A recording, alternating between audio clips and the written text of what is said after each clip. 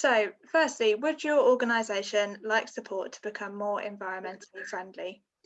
Would you like to know how to support more activity to promote greener and healthier lives in your area? We are offering free support in developing an environmental action plan for your organisation and your community through peer support as well as training and fundraising support. We are looking for a range of community organisations across Birmingham to work with over the next year, and we will help organisations like yours become more environmentally friendly, promoting activity that leads to green and healthy changes in your local area. So today's event is about energy, and we're fortunate to have Phil Beardmore telling us more. So over to you, Phil. Thank you, Charlotte, for that introduction. I'm just going to share my screen, so hopefully you can now see my slides. So saving energy and water in community buildings. So I'm going to give you some examples of community organisations that have undertaken energy saving projects either in their own building or in the wider community. So there's going to be a lot of practical advice, but there is also going to be some theory. And so I'm going to start with a little bit of theory. And this is the energy hierarchy. The energy hierarchy tells us the order in which we should do things. So there are 3 steps to energy saving. The first is to use less energy. The second is to use energy efficiently. And the third is to use lower carbon energy. And the energy hierarchy tells us that we should start at the top with use less energy before we do the actions towards the bottom. So use less energy means only use energy when you need it, and if you don't need it, don't use it. And that's things such as turning things off, only heating the water that you need. Then where we do need to use energy, we make sure that we use it efficiently by controlling the rate at which it's used. So this is things such as energy efficient lighting, insulation, to control the loss of heat from a building, and energy performance ratings of appliances, and choosing appliances that are efficient, such as more efficient heating systems, more efficient kitchen and bathroom equipment, and so on. And then finally, when we've done those, that's when to look at lower carbon energy, energy from low carbon and renewable sources, such as solar, heat pumps, biomass, battery storage, and green electricity tariffs. So that's the order in which we should ideally do things. Sometimes people start with an idea about a particular piece of kit. So they've seen, or a particular action. So they know somebody that has got a heat pump, or they know somebody, or they've visited somewhere and seen a particular type of appliance, and they think, I would like to have one of those. And obviously that's to be encouraged, but you should really locate that within the overall energy hierarchy, and try and start at the top if you can. And sometimes there will be practical reasons why you can't do things in this order. For example, the limitations of a building. Some buildings are more difficult to insulate than others. Sometimes there is funding available for a particular measure. So at the moment you can get funding for a heat pump in a home. And so it's tempting to go to that and to jump the energy hierarchy, and start with what it's possible to fund. But in an ideal world, we follow the energy hierarchy and we do things in this order. So this is an example of using less energy. A couple of years ago, I worked with Castle Vale Pool. Now, Castle Vale Swimming Pool used to be owned by Birmingham City Council. It's now managed by Spitfire Services, which is a community organisation in Castle Vale. Spitfire manage a number of community assets in Castle Vale, and they manage a swimming pool. And when I first went to help them 4 or 5 years ago, when I first went to visit, it was in the middle of the day, and so there were people swimming. and I noticed that they got one of these things, which is a pool cover, and the pool cover was obviously closed. It was in the off position because people were swimming. And I said to them, do you use the pool cover at night? And they said no. And it's, I mean, that pool cover had been in there for years and it had never been used. So the first piece of advice I gave them was to use the pool cover, to use less energy, because what a pool cover does is, one, it keeps the heat inside the pool, inside the water, so it stops the heat from escaping, and secondly, it stops water from evaporating, so it's saving water as well as energy. So I advised them to do that, and then a few months later, I they they sent me their gas bills to have a look at, and I looked at their gas bills, and the gas bills had gone down. And I said, "Oh, your gas bills have gone down. You must be doing something right." And they said, "We started using the pool cover, and it made a noticeable difference on their gas bills and also their water bills because they were using less energy and less water." So they were using an existing resource and using it to essentially use less energy. So that's a really good example of the top of the energy hierarchy. And obviously not everybody has got a swimming pool, but the point is, it's a good example of using less energy. Another good example of using less energy is the work that Sutton Coldfield Quakers did. Sutton Coldfield Quakers, their meeting house was built in the 1930s. It was quite a wasteful building. It didn't have much insulation in the walls, and there were a number of bits of the building fabric which were uninsulated, the roof, the walls, and also the floor, because they had a suspended timber floor, and so heat was escaping through the timber floor as well. And so using funding from a variety of sources, including their own money, they put insulation on the walls, and that was quite an interesting job because they insulated the interior of the walls. And because it was quite a nice building on the inside, it had oak panels. Then it was necessary to take the oak panels off, put the insulation on, and put the oak panels back on. And the contractors really did a good job, and you couldn't tell. It looked, yeah, the appearance was as it always had been. They put insulation under the floor, and they put insulation in the loft, as a result of which their demand for heat went down quite considerably. And so later on, they were able to install a heat pump, which we'll come on to in a minute. But they won an award from Birmingham City Council, the Making Greener Awards, and that is Councillor Lisa Trickett, who was the cabinet member for sustainability at the time. She's presented an award there to Keith Hitchcock from Sutton Coldfield Quaker meeting. So it's a really good example of insulating a building and using less energy. So yeah, this is after, or not that you can particularly tell the difference, but here you can see oak paneling around part of the building, which is quite an attractive feature, and it was quite a challenge for that, and also the railings around there. So that was quite a challenge for the insulation installers, but they did it.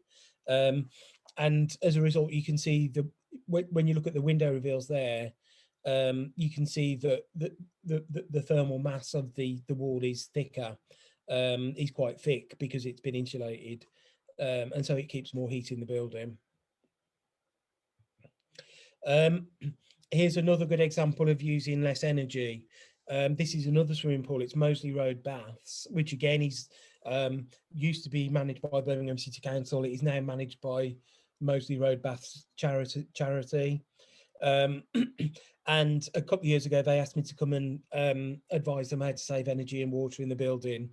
And they did a number of things. That again is a swimming pool that didn't even have a pool cover. It never had one. So one of the things they had to do was to buy a swimming pool cover, which has been really effective. But one of the things I noticed about this is that I used a thermal imaging camera, and the picture on the left is the basement.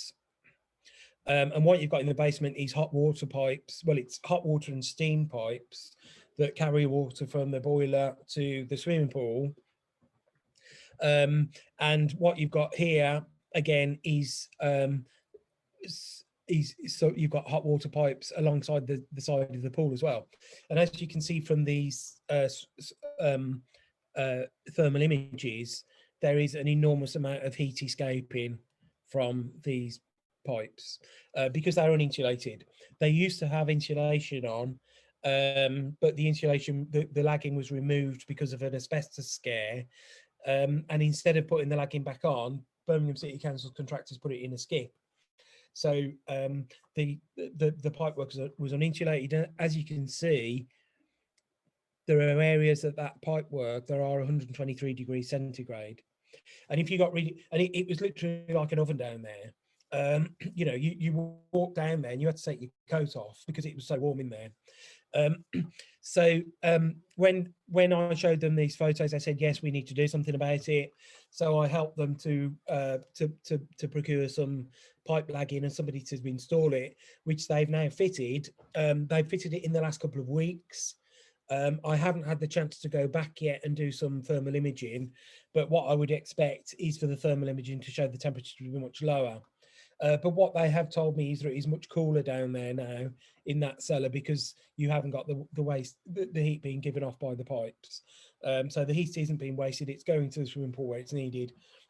And when we got a quote for the pipe lagging, the installer estimated that it would pay for itself within 16 weeks. So you know, sometimes the simplest actions are the most cost effective. Now, obviously, not everybody has a swimming pool, but anybody with a wet heating system, any building with a heating system will have areas of pipe work that are likely to be uninsulated and wasting heat. So insulating pipe work is a really good example of a relatively low cost energy saving measure. Now, the building where I'm currently sitting, the old print works, is a creative space run by a charity called Make It Sustainable, and it has a cafe, workspace, a co-working space where I am working from. There are 2 bike projects based here. There is somebody that makes secondary glazing for churches and mosques and listed buildings. So it's a really interesting place, but it is a former Printworks. It's over, part of the building is 250 years old, a building that is extremely wasteful of energy.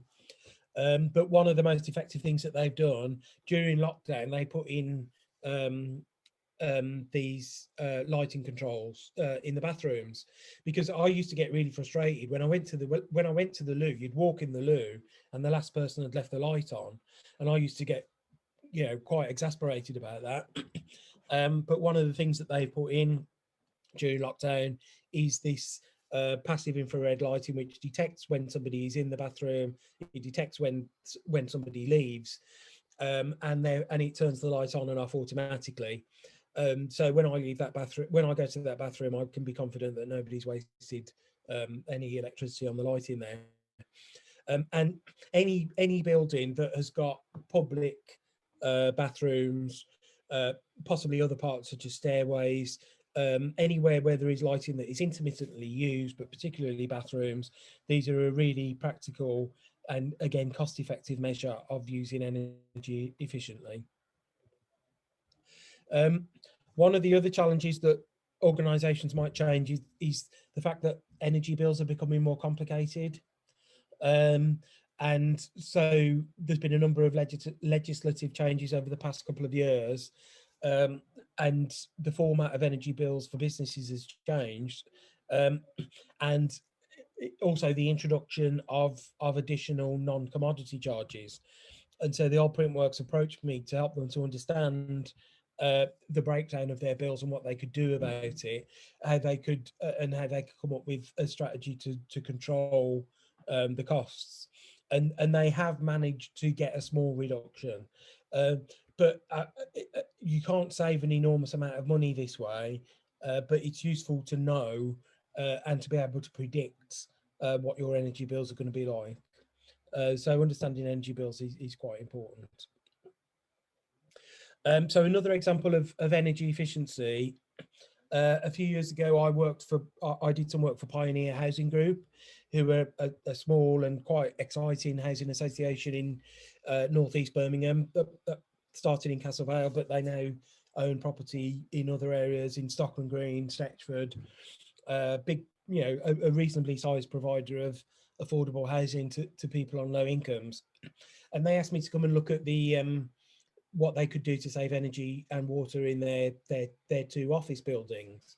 Um, and I went to one of the office buildings, and one of the first things I noticed, so most of you will have some kind of heating controls. Most of you will have a thermostat on the wall somewhere.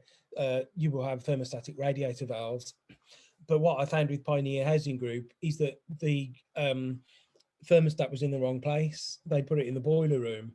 And of course, the boiler room is unheated because, you've got a boiler in there, but it doesn't heat that room. It takes the heat out of the boiler room through insulated pipeworks into the rest of the building. And so when I went to that building, it was in the spring, it was in April, and it was quite warm, but the temperature in the boiler room was quite low. And so the thermostat believed that the temperature in the whole building was about 10 degrees, when in fact the outside temperature was about 18. And so what that meant is the thermostat was telling the boiler to produce more heat. And so it was constantly chucking out heat to try and keep up.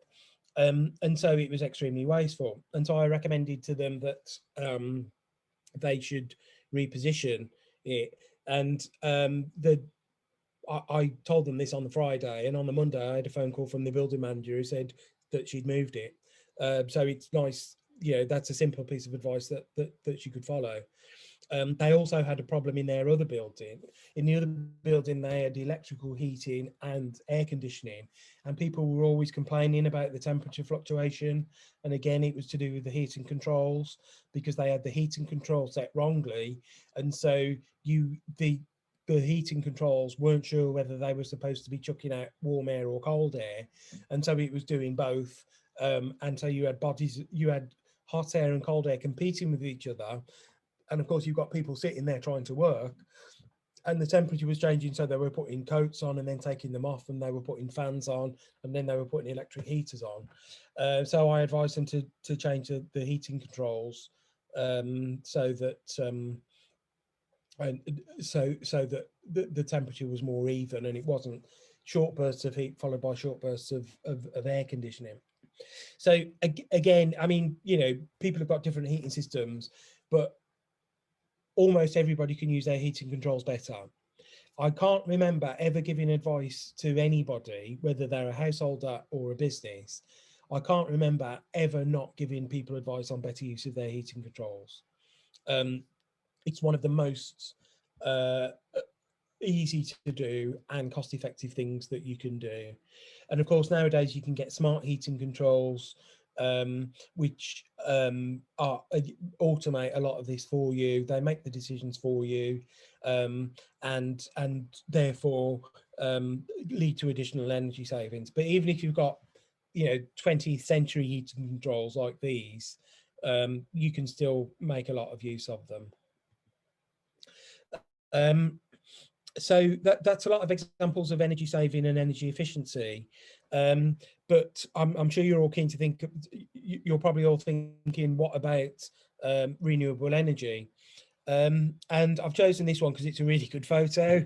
Moseley Community Development Trust is an organisation in Moseley that, among other things, they provide meeting rooms, but they do a really important homelessness prevention project where they have homelessness workers who go into Moseley and identify people that are at risk of homelessness, including people that aren't homeless but they're at risk of homelessness, and they work with them on preventative strategies. Some really important and challenging work. But anyway, a couple of years ago, they decided they wanted solar panels, and they worked with Community Energy Birmingham to install these solar panels. And that has been very successful in terms of reducing their running costs. And I mean, this is quite a big building. As a general rule, solar at the moment, solar doesn't work on quite small buildings. You need a larger roof area the size of a tennis court, or a reasonably high electricity usage, probably 5,000 a year electricity bills, £5,000 or more, to make solar viable. So solar on a small building is not particularly viable at the moment, but for larger electricity demands, then it does work, and batteries are also now an option. So we looked at Sutton Quakers earlier, and the work that they did on their building to make it more energy efficient. And having insulated the walls, the roof, and the floor, they decided to go for a heat pump. Previously, they'd had electric radiators, which were quite old and inefficient and quite expensive to run. And so having had a insulation into the building, they decided to go for a heat pump, and that significantly reduced their running costs and their greenhouse gas emissions. And I was able to work with them to monitor the greenhouse gas emissions, and that's one of the reasons why they won the Making Birmingham Greener award, because they were able to prove the impact of what they'd done. And in a well-insulated building, a heat pump is often a viable technology. And they are starting to come down in price as well. Birmingham City Council, as part of they have a strategy to decarbonise heating in Birmingham, and they're talking about bulk buying heat pumps, which will bring the price down significantly. Now, alongside energy saving goes ventilation, because in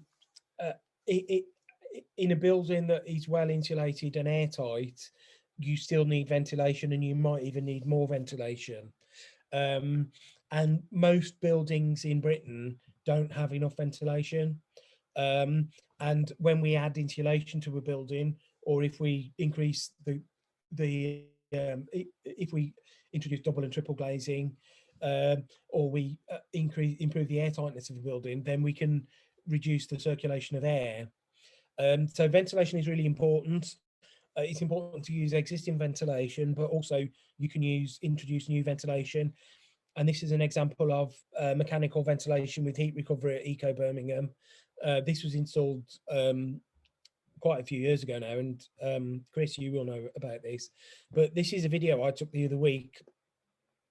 So what this piece of kit does, and Eco Birmingham have chosen to put it out in the open so you can see, but it brings in fresh air from the outside, exchanges it for stale air, and it circulates it around the building.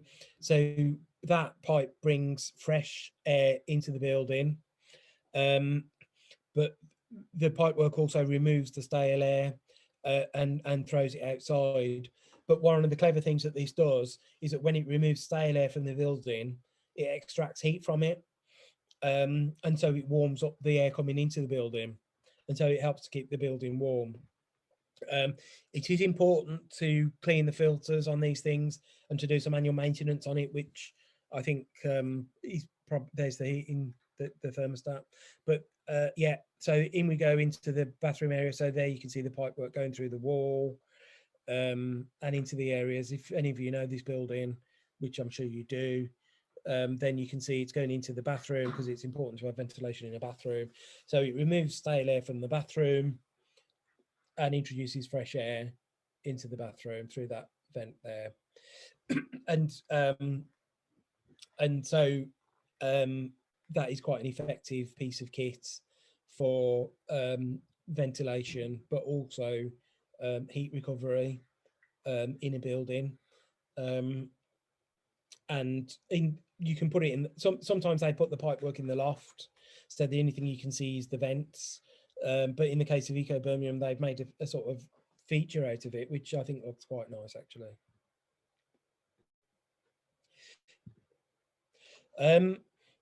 So the other thing that a lot of community organisations in Birmingham are interested in is fuel poverty, because community organisations in Birmingham are helping people on low incomes, people who are worse off because of COVID, people living in homes where they can't afford the fuel bills. And so Saltley Community Association is an organisation that does a lot of energy advice to fuel poor householders, not only in Saltley but across East Birmingham. And what they do is give advice to households on how to save energy. And we've also put on training to community workers on understanding fuel poverty. And a lot of people have attended that over the last year. And the good thing about that is when they make use of it. So when we put on the training, the fuel poverty training, we can mentor people as well. And so what happens is that people come back to us and say, you know, I've been on the course, I'm helping a householder with such and such a problem, maybe a problem with their energy company, and we're able to advise them on that, and so they're able to follow up the training that they've been on. So that's really quite useful, and has helped hundreds of people a year, to give them energy advice to fuel poor households. So that's the end of my talk. In terms of what happens going forward is that we've got the potential to support, as Charlotte said at the beginning, to support organisations with action planning to be more greener and more sustainable.